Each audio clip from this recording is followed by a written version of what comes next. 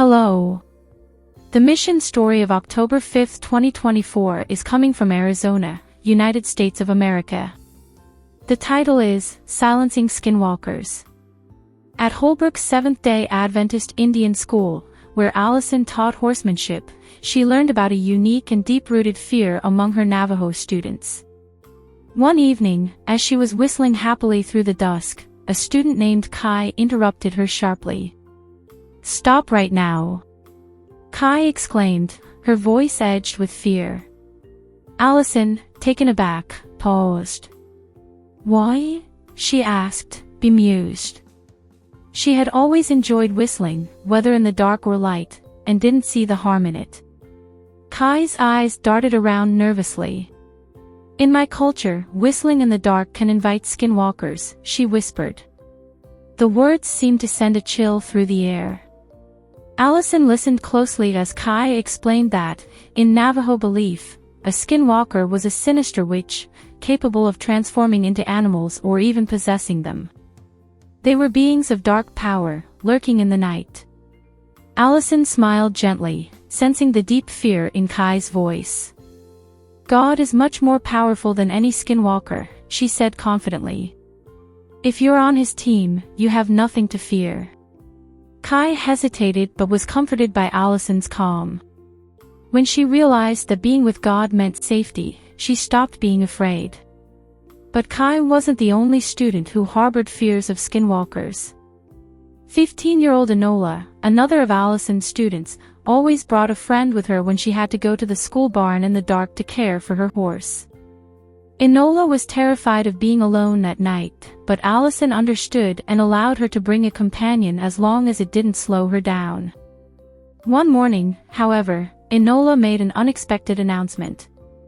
"I went to the barn by myself last night," she said proudly. Allison blinked in surprise. "You didn't take anyone with you?" "No," Enola said, a bit sassy in her reply. "Weren't you scared of the dark?" Allison asked, curious about the sudden shift in behavior. Enola shrugged. "Of course I was.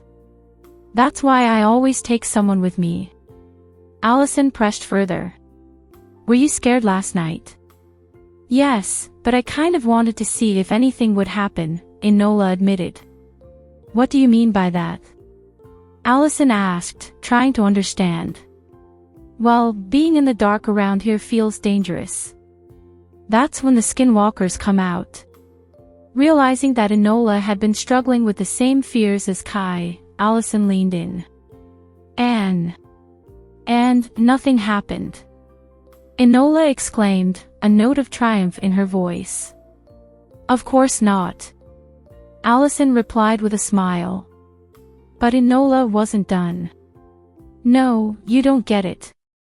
They almost got me once before," she confessed, "but then I realized how silly I was being. Why would they get me here?" Curious, Allison encouraged her to continue. "Tell me more." Enola grinned sheepishly. "Well, I've always felt safe here at the school, like nothing can touch me. Sometimes I even joke with myself, thinking, if I stand with one foot inside the school gate and one foot outside, could they get half of me?" She chuckled at her own joke. Allison smiled back, grateful that Enola was beginning to understand the power of God's protection. Holbrook's campus, nestled in the heart of Arizona, had become a place where God's presence was felt, where even the students, once scared of the dark and the mysterious dangers they believed it held, were starting to trust in his strength. Enola's brave decision to face the night alone had become an opportunity for God to show her that his protection was real, even in the places where shadows seemed to hold ancient fears. For Allison, it was yet another reminder that this school was a true mission field. "This is a mission for sure," she reflected, knowing that God was at work. Thanks to the support of the 13th Sabbath offerings, schools like Holbrook could continue to provide a safe haven where students, like Kai and Enola, could overcome their fears and learn to trust in something greater than the shadows of the night.